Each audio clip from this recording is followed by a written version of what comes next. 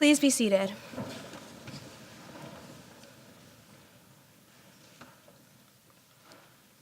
She has tiny feet and a mop of blonde hair on her head. In the morning, as the sun rises, Sally will wake up with a bright smile on her face. She'll get up as soon as the sun is in viewing vision from her room and go downstairs. She'll walk outside the front door and all the way to the end of her driveway.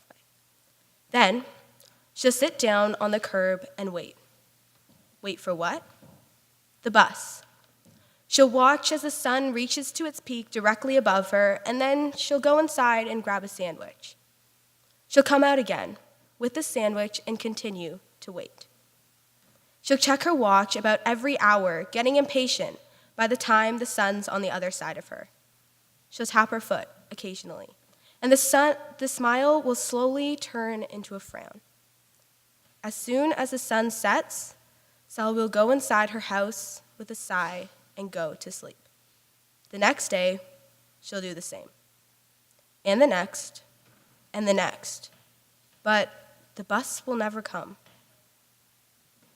A lot of people will listen to this and think, wow, this girl Sally isn't too smart. But in reality, there are a lot of people in this chapel right now who are just like Sally. Sally sits around all day waiting for a bus that will never come when she could just get up and go find the bus. And I get it. It's pretty difficult to find your bus, whether that be getting that scholarship to the school you want, or acing that math test, or even making up with that best friend you lost. These buses are pretty far away, and it takes a lot of work to find them. But I found mine, and you can find yours too. My name is Brianna Chiu, and I'm an author. I've read 87 books, written 43 short stories, and published 5 novels. But I've never told my story before. So here it goes. My mom tells me that I was born to be an author. She tells me this because I loved writing books before I even knew how to hold a pencil. When my mom used to read bedtime stories to me and my sister, I would refuse to listen and announce that I wanted to read the book. Instead of reading the words I saw on the pages, I would look at the picture and make up my own story with the images I saw, convinced that my version of the story was obviously better than the original. It was so difficult for my parents and teachers to get me to read because I simply wouldn't. I didn't want to read what someone else had written. I wanted people to hear my stories. I found it totally unfair how I had to read other people's stories, but they wouldn't listen to mine.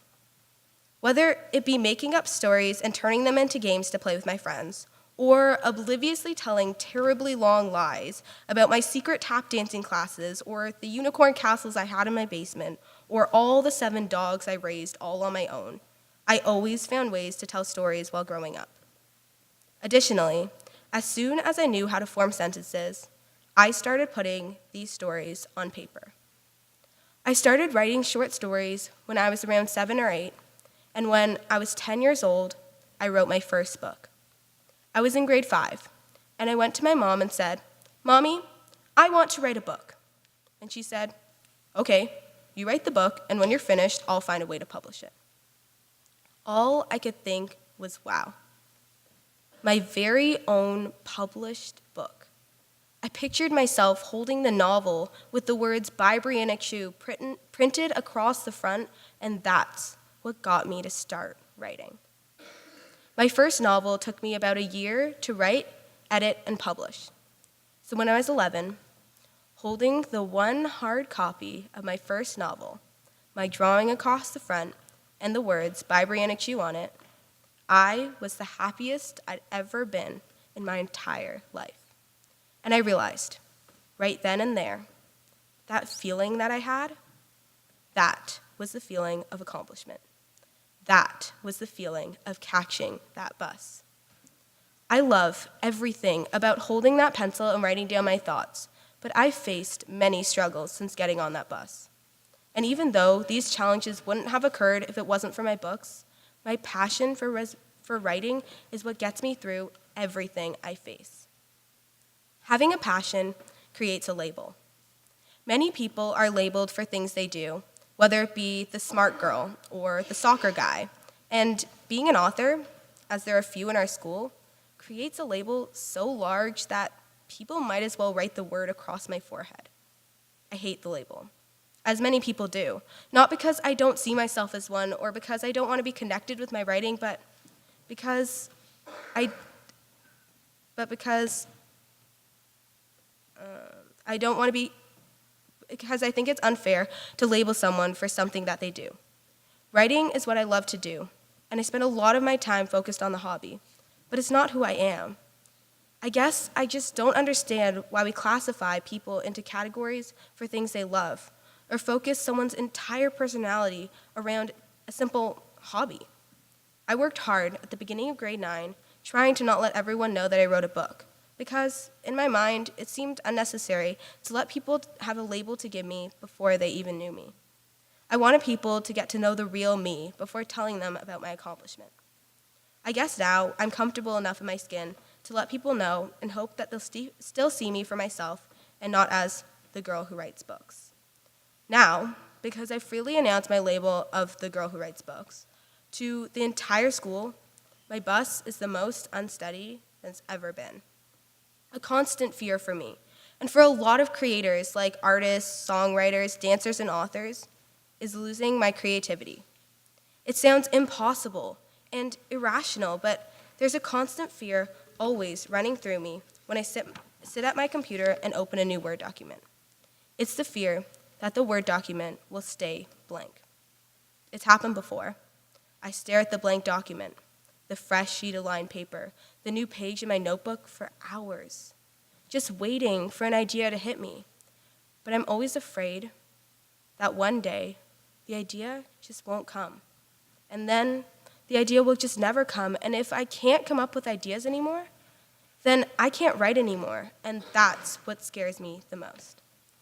I feel like writing has become such an important part of my life that if one day I suddenly lose my touch for writing, then my bus will just break down for good and I won't even know who I am anymore. That's why I didn't want people knowing me as the author girl. Because if you take away the author part of that, then I'm just the girl. Nobody. It's the same as like if you're known as the track star of the school or the best hockey player in the grade, and you lose your race, your game. How do you feel? Don't you feel like you've not only let yourself down, but everyone else too? I've gone months without being able to come up with an idea, and each time I'd sit at my computer staring at the blank Word document, the fear just kept creeping further and further up my spine. It was like my bus just broke down in the middle of the highway and there was no one around to help me start it up again. And no matter how hard I tried to start the bus, without any fuel, it's impossible. Being trapped in the middle of the highway, I started doubting myself, not only as a writer, but also as a person. Because if I couldn't even write, then what could I do? Eventually, I was able to get that fuel and start my bus again. But sometimes I feel like this fuel, the creativity that I have now, isn't as good as when I started my journey. I constantly get the feeling of people thinking, oh, she's a writer, so why didn't she win that writing contest?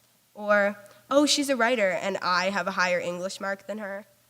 I sometimes feel like these pressures and expectations of me as a writer just continue to grow every year, and that's what makes it so much more terrifying, especially when I feel like I can't produce anything above average.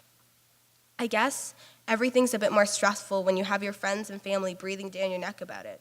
Oh, Brianna, when's your next book? Or, hey, Brianna, how's the writing coming? It's like trying to figure out how to start up your bus again while a whole crowd of people are just watching you, not offering help, but just waiting until you're on your way again. There are so many things I'm afraid of, so many things I stress out over, and so many things that make me doubt myself. All these factors push me to stop writing, to stop trying, and to give up. But what lifts me off the ground every single time is my passion. I've realized that the positivity brought from writing can always be greater than these small setbacks I experience occasionally. as long as I have the right mindset. This helped me determine that I'm not going to let these few small bumps in the road keep me from doing what I love. And the same goes for you. People are going to label you. People are going to tell you that you're not good enough.